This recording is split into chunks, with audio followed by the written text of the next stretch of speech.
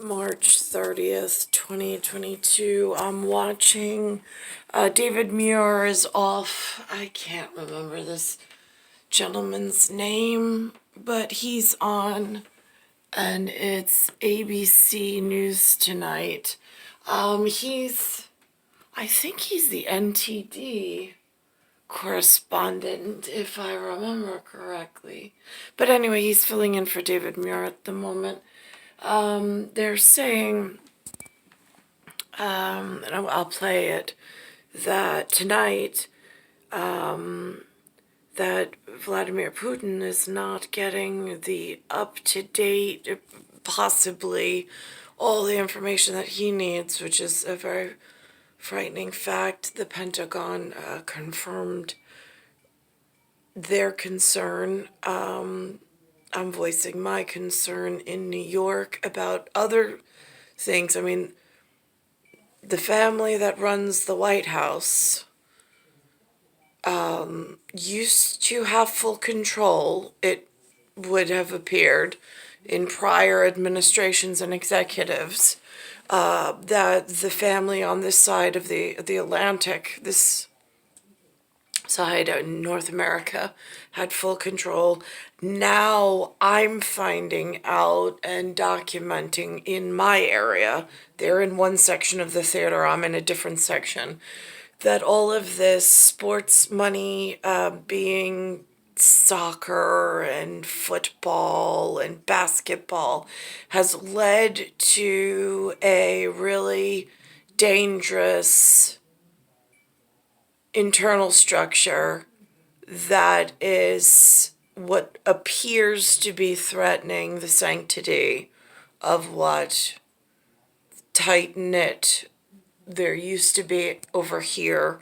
I don't know if he's experiencing something along the same lines, but the overeducated continents of things outside of an America that someone decided with some leisure hospitality and some disregard of hospice moved in to other people's areas. It has unraveled into a real big mess. The Attorney General on this side of the water is not even a natural born kindred of the White House and the family, like the Roosevelts, the past historical founding father figures. The thing that calls itself an Attorney General on this side of the water is completely disruptive. And it's operating in New York during this pandemic, which is a biological warfare problem. Not sure if Vladimir Putin is aware in his international army leagues of just how dangerous moving biological terrorists into uniformed positions are on the unsuspecting public, but I don't know what Joe Biden knows or doesn't know, or if he's being misdirected at the same time.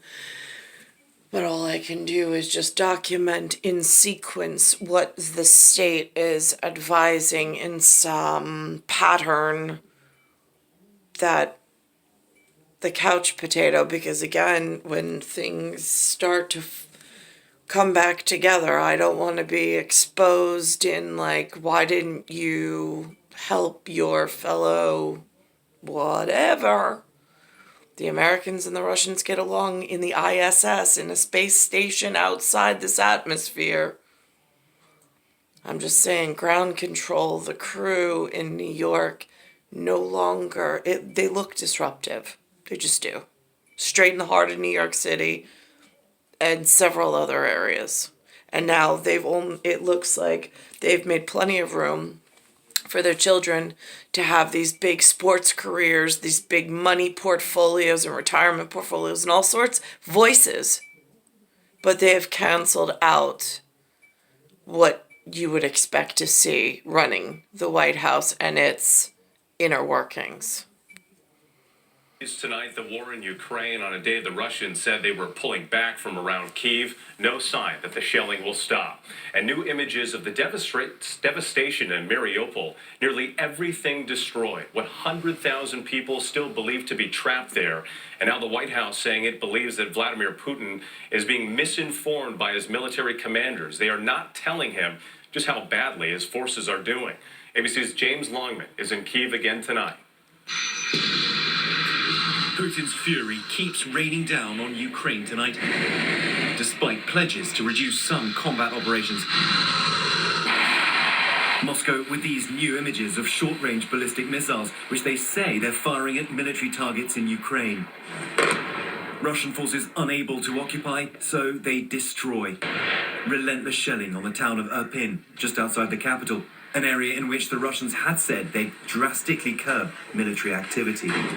As you can hear, the war rages, and this is one of the areas that the Russians say they are now going to leave.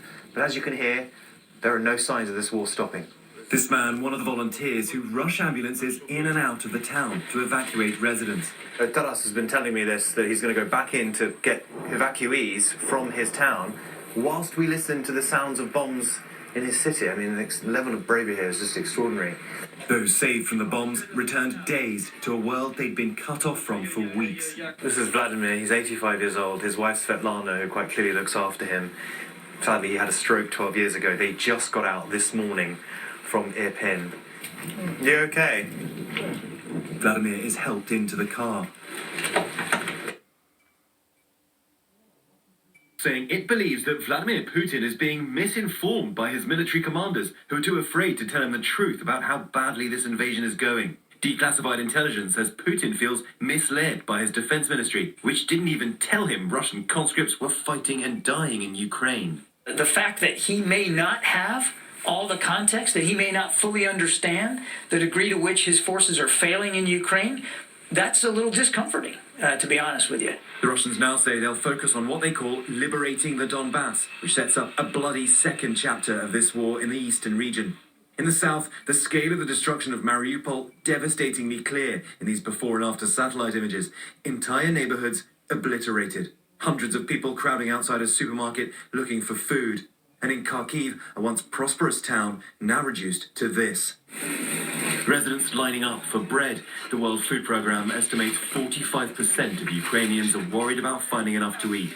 President Biden pledged another $500 million in economic aid to Ukraine during a nearly hour-long call with President Zelensky today. But hopes for a ceasefire remain elusive. Russia's foreign minister said today Ukraine's proposal to adopt neutrality represented major progress, but Ukraine has insisted that any peace deal would require countries, including the US, to provide arms and impose a no-fly zone if Ukraine were attacked. Over 4 million people have now fled Ukraine, half of them children. But So that's what is concerning me. I've got, they have actual, like, ballistics in war. At the same time, I have more of, like, a biological warfare. I hear they've had strokes against their citizens or their countrymen, I suppose. I do not, and we've had here, but again, these are differentials in the pressure gradient, but it's more of weather. Again, the ISS would know more about the pressure to rise, lumen changes that are very disruptive, and wreak havoc, which is, again, I did a lightning storm earlier that they showed on this area from Kansas, how the lightning goes north to south. And in my area, in New York City, it doesn't even reach ground control. There's a differential that's wrong and off in New York, which goes into part of the pressurized attacks that I feel on my person.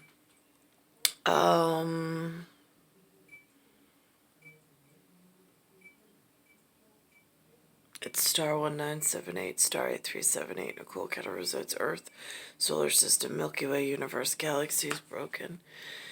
It's Bayside Station, Bayside, New York, 11361. And for me, it's also like trouble with the breathing. But again, that goes back to pressure changes.